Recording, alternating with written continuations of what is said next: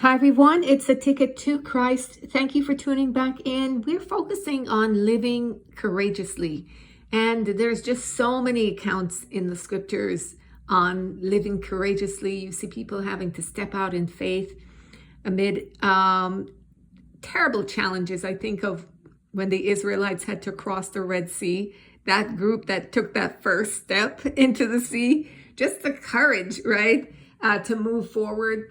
And here we're looking at David and Goliath, because this is, of course, one of these accounts that it's so applicable in so many different ways. And I think this is a good one in relation to courage when you are fighting righteously, fighting for righteousness, and you're facing what looks like an insurmountable challenge before you, that, you know, the odds are against you. And to the human eye, it would look like this is not a battle that you could win. And so it's a battle fought with courage, but courage coming from where? Courage coming from what you believe about God, courage coming from your faith, and courage coming from your convictions. And that's where courage comes from. It comes from what you believe and what your convictions are, based on what you believe. Because sometimes we might believe something but don't have any convictions about it because of weak character issues, people pleasing, fear of rejection, fear of man. For some people, it's even fear of success. And so we see, though, David's heart, how to approach this type of battle, this type of strong battle, with faith and in victory and with courage. It's because his convictions about God went beyond himself and to a reverence for God, a respect for God. And so we're in 1 Samuel chapter 17. We're not going to read the whole thing because it would be too long, but we're just going to pick up on parts and you can read the whole thing. We're picking up from verse 33. And Saul said to David, "Thou art not able to go against this Philistine to fight with him, for thou art but a youth, and he a man of war from his youth." And David said unto Saul, "Thy servant kept his father's sheep, and there came a lion and a bear, and took a lamb out of the flock. And I went out after him, and smote him, and delivered it out of his mouth. And when he arose against me, I caught him by his beard, and smote him, and slew him. Thy servant slew both the lion and the bear. And this uncircumcised Philistine shall be as one of them, seeing he hath defied the armies of the living God." David said, "Moreover, the Lord that delivered me out of the paw of the lion and out of the paw of the bear, he will deliver me out of the hand of this Philistine." And Saul said unto David, "Go, and the Lord be with thee." All right, so what's jumping out at you from here? Immediately what's jumping out to me is that verse 37, when verses, the latter part of verse 36 and the front part of verse 37, when he said that the Philistine Goliath had defied the armies of the living God. So for his concern was about that the lack of respect, fear of God, and reverence that Goliath had for God, you know. Then what jumps out at me is that he understood that it was God who delivered him from his past battles, and that it was God who would deliver him from this one. And so he was viewing it that it is the hand of God prevailing in this battle and in this challenge. And a lot of times people think that for God to deliver us, it means that he just supernaturally delivers us and we don't do anything. And that's not it. We're seeing throughout the scriptures, somebody has to actually show their faith by what they actually do, right? Stepping out in faith. And that's what David did here. Another thing that jumps out is that the odds, how vast the odds were against him. Because Saul said in verse 33, "You're just a boy. This guy has been fighting since youth." Right? So this guy that you're coming against, he's a warrior, he's a fighter. This is what he's been doing. This is what he's trained to do.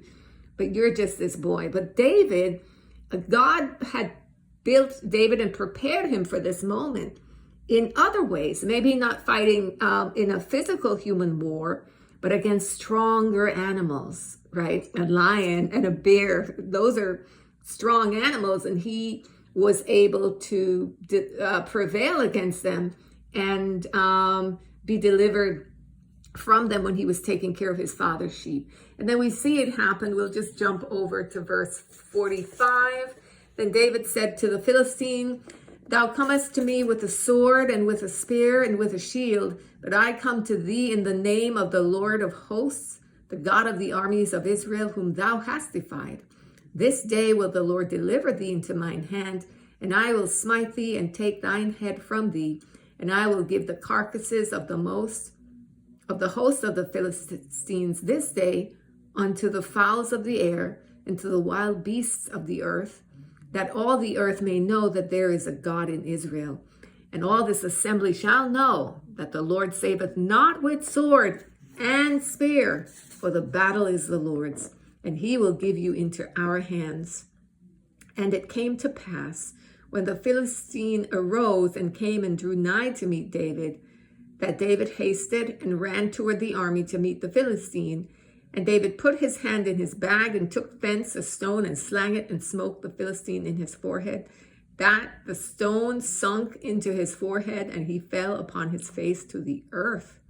So David prevailed over the Philistine with a sling and with a stone, and smote the Philistine and slew him. But there was no sword in the hand of David. Therefore David ran and stood upon the Philistine and took his sword and drew it out of the sheath thereof and slew him and cut off his head therewith. And when the Philistines saw their champion was dead, they fled. All right. So here we have it, David being victorious. And of course, he declares what's going to happen in the name of God, and he made it known. He gave the glory to God. So he's fighting for God's glory. He's seeking to bring glory to God, not to himself. And his perspective is, you're coming against the armies. You're coming against the Lord of hosts, the God of the armies of Israel. That's who you're coming against. And showing that God, verse 47, isn't saving by sword or spear. It's his battle, and he's the one that's going to give you into our hands. And we see an incredible victory. But even when the stone hit the Goliath and he fell to the ground, the Philistines didn't run away, right? Because I guess they thought, okay, well, he's going to get up. It's just a stone.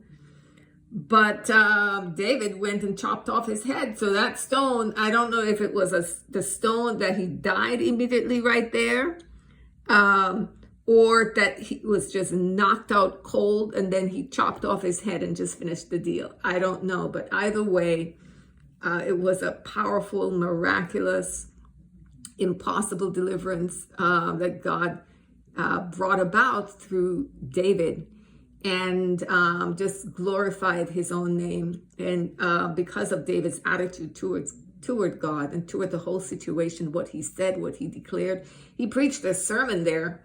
You know, if you read everything David said, that is a sermon. that could be a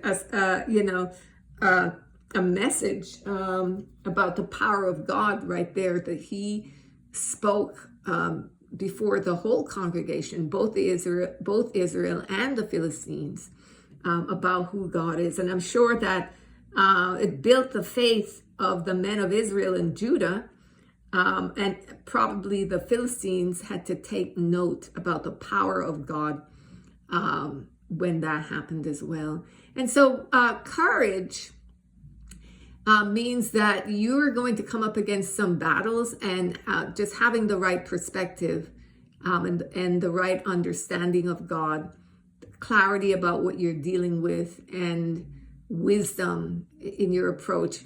When you read the whole thing on your own, you're going to see from verses 40 to 44 how Saul was going to give to David. I'm sorry, from verses 38 to 44, Saul was going to give to David his own armor, but David refused it because he wasn't accustomed to it. He wasn't accustomed to all of that cumbersome stuff.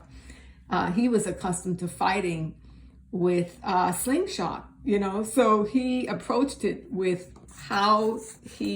what he knew and what he understood. And so a lot of times when we're facing a battle, that's the thing. Don't look at how someone else fights their battle and imitate them.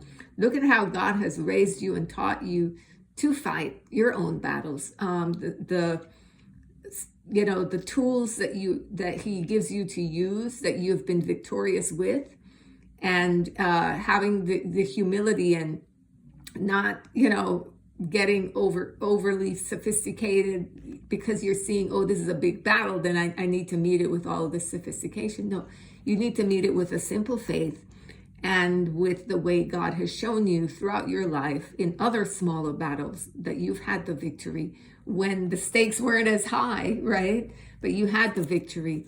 So now when the stakes are high, going with that same understanding of God, that same powerful faith, and you will have that same victory that we see here David had, right? Beloved, that is it from me on this one.